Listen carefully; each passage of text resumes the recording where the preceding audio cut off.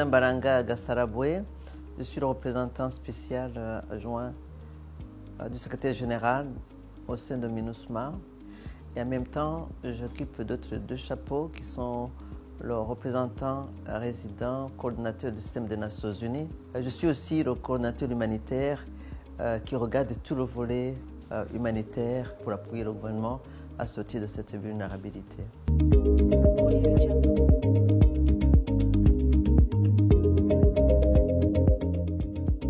La journée du 8 mars que nous célébrons n'est pas seulement une seule journée, mais nous voulons que tout ce mois, nous puissions penser à un message clé qui sera comment nous devons construire équitablement notre société, comment nous allons construire intelligemment et comment nous allons innover pour changer.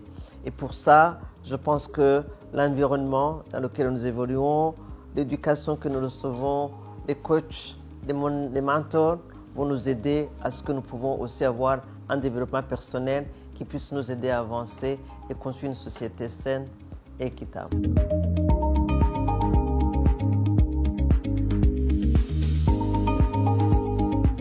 Une de mes enseignantes qui était vraiment mon modèle à moi, parce qu'elle aimait beaucoup le sport, c'était une femme sportive, mais aussi elle était très exigeante et elle était aussi très, disons, rassembleur.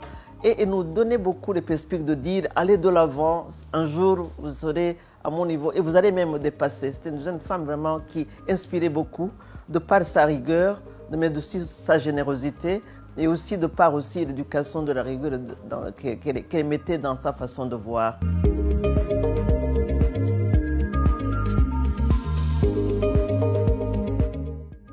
Les jeunes filles à qui je m'adresse doivent savoir que la rigueur est numéro un, parce que ton avenir ne dépend pas de qui que ce soit. Moi, je me rappelle que quand j'ai amené à la maison un bulletin, parce qu'il fallait absolument amener le bulletin au niveau des examens quand tu as fait, tu montres à papa, il disait, mais pourquoi tu n'as pas été premier ou première? J'étais second, il disait, mais pourquoi, qu'est-ce que l'autre a que tu n'as pas?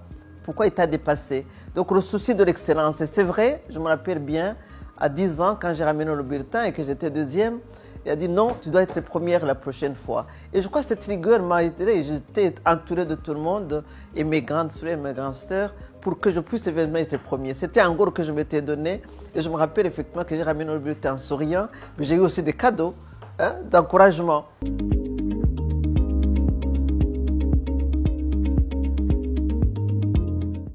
L'équité, le genre, n'est pas au rendez-vous.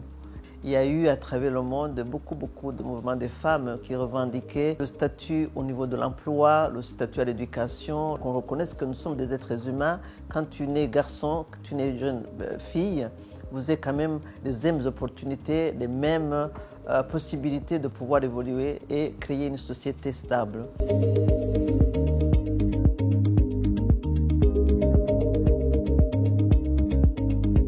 Le 8 mars va nous inspirer à ce que nous parlons de tout ce que nous pouvons faire au niveau de cette journée, comment nous pouvons refléter quel est le rôle de la femme aujourd'hui, quel est le rôle de la petite fille et de la jeune femme qui évolue pour être une mère demain, pour être un dirigeant, un leader politique ou un leader économique, chef d'entreprise ou bien un leader dans l'éducation et continuer toujours à voir tous ces aspects qui permettent que la femme s'épanouisse dans la société.